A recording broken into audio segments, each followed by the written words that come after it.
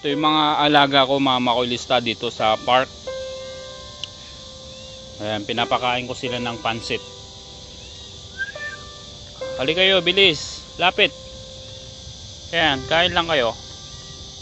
Mabait itong mga alaga ko na to, mga makulista. Ayan o. Ano ba ang paborito nila? Pansit. Birthday kasi nung ibon, kaya binigyan ko ng pansit.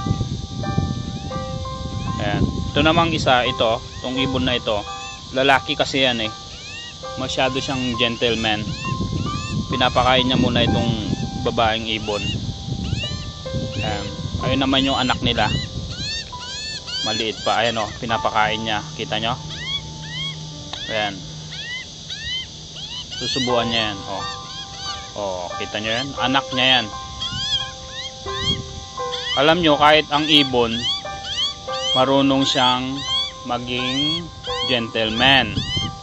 So, dapat tayong mga lalaki, dapat gentleman din tayo. Kasi nga ang ibon alam nila ang magandang asal. So, yun lang ang good vibes natin, mga makulista.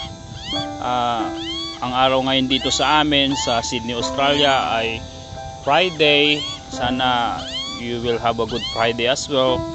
Kagaya sa akin, I always enjoy my day. Kaya kasama ko yung mga alaga kong ibon.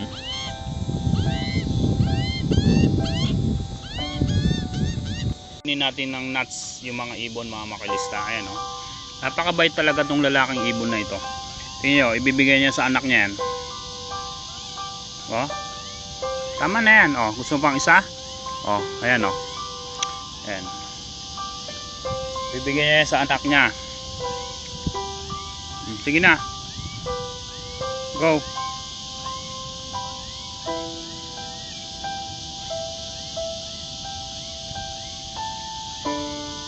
Sige na.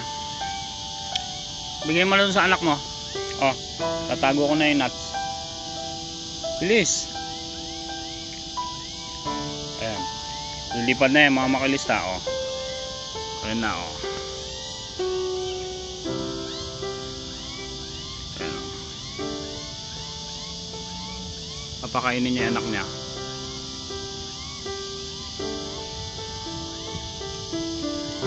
Diba?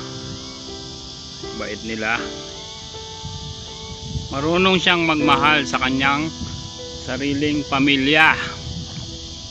Kaya dapat tayo, mga makulista, ganun din tayo.